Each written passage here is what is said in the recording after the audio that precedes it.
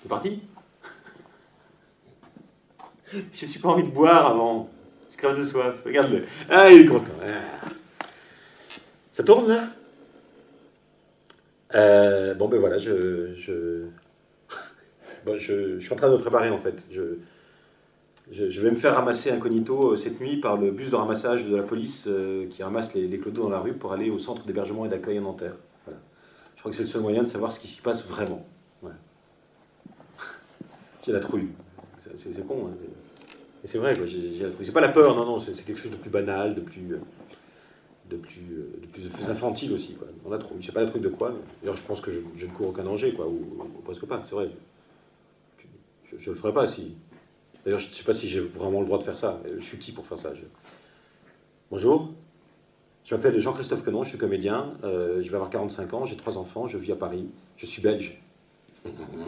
Je suis belge. C'est une croix, mais c'est ma fierté, ça. Comme Patrick Declercq. Bonjour, je m'appelle Patrick Declercq.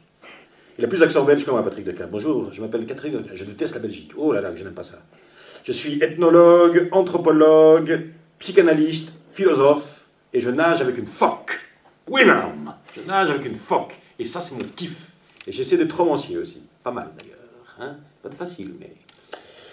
J'ai travaillé pendant 15 ans. Pendant 15 ans, j'ai travaillé avec les clodos. Il faut que je vous dise, je les hais.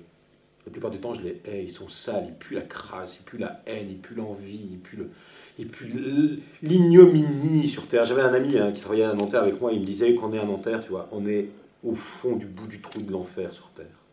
Alors lui, il était croyant et il me disait, tu vois Patrick, il faut croire en l'homme jusqu'au bout. Jusqu'au bout. Moi, je suis pas croyant. Moi, je suis athée, quoi, au dernier degré, quoi. L'âme humaine m'inquiète trop, alors t'imagines, l'âme de Dieu. La plupart du temps, je les hais. Ils se violent entre eux, ils violent leurs femmes, ils les prostituent pour rien, pour de la petite monnaie. Ils s'attaquent aux plus démunis, encore plus démunis qu'eux, aux plus malades qu'eux. On ne peut pas ne pas les haïr. Bon, allez. On me fait signe, il faut que j'y aille, sinon je vais rater le bus. Je n'ai pas de papier sur moi. Vous savez où je suis. Si vous ne voyez pas demain matin, j'ai très peur d'attraper des parasites, des puces. Imaginez si je ramène des puces chez moi, l'horreur, quoi. Alors j'ai mis un bracelet anti-puce au bras, un à la cheville. Ça se voit? Ça se voit ou pas? Ça se voit? Ah! Je suis pas souple. Ça se voit pas? Bon. J'ai demandé à la pharmacienne, elle ne pouvait pas me dire, mais moi je suis vachement inquiet, j'ai peur d'attraper une allergie. Hein. Je suis très allergique. La peau. Ça va pas du tout. J'avais plein de boutons quand j'étais petit, j'avais de l'acné, j'étais roi cutane et tout ça. C'était horrible. Ça va mieux maintenant. Bon, j'y vais. J'arrête de raconter tes conneries, je suis désolé. Vous savez à quoi je pense? Je pense à James Bond. En bas de chez moi, il y a un mec qui s'appelle Henri. Ça fait 3 ans qu'il est là. Il est devant les machines à sous, enfin les machines à carte bancaire, complètement débile, hein, comme si on allait lui donner un truc. Alors il pose un bol comme ça devant lui, où il y a un chapeau, ce qu'il a, quoi. Je pense qu'il s'en fout complètement, Henri, qu'on lui donne une pièce ou pas. Il va de plus en plus mal, Henri, il dépérit. Là, il est en train de se transformer en frometon, en gorgonzola brunâtre. Et Henri l'appuyait contre un arbre, comme ça, et derrière lui, contre l'arbre, il y a le vélo de Henri. C'est une institution du quartier. Le vélo d'Henri, c'est une arête de vélo. Hein. Voilà. Et il a attaché son vélo pour être sûr qu'on ne le pique pas, qu'on ne le lui pique pas, avec une grosse chaîne, les grosses chaînes de chantier. Là. C'est un truc incroyable. J'ai l'impression que c'est pas que Beau-France quoi, derrière lui. Et un cadenas, mais gros comme ma main. Et il me dit, tu vois Jean-Christophe, un jour je partirai. Enfin, un jour je serai parti. Enfin, je serai déjà loin. Enfin, je serai déjà loin, parti avec mon vélo, tu vois. Tu vois Jean-Christophe, dans la vie. Il ne faut pas désespérer. Parce qu'il a perdu la clé du cadenas. Voilà. Tu vois, Patrick, dans la vie. Il ne faut pas désespérer. Moi, j'y vais, je vais arrêter plus. Il est l'heure.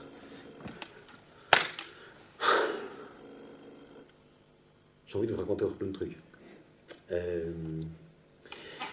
On avait un mec à Nanterre qui venait nous voir souvent, Jean Becquerel, hein, un des patients.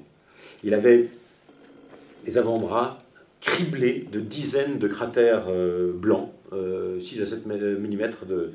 mètres, 6 à 7 mm de diamètre. Et on devinait encore, sous ces cratères blancs, deux splendides tatouages de nus japonais, un peu comme ça. Très très beaux, des femmes. Moi je lui disais, mais Jean, qu'est-ce que tu fais? Pourquoi tu fais ça? Il dit, mais je sais pas, quand je suis bourré, je brûle mes femmes. C'est marrant.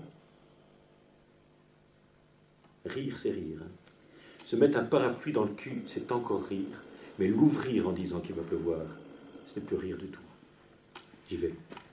Faut que j'y aille. Ça va? On y croit? Allez, c'est parti.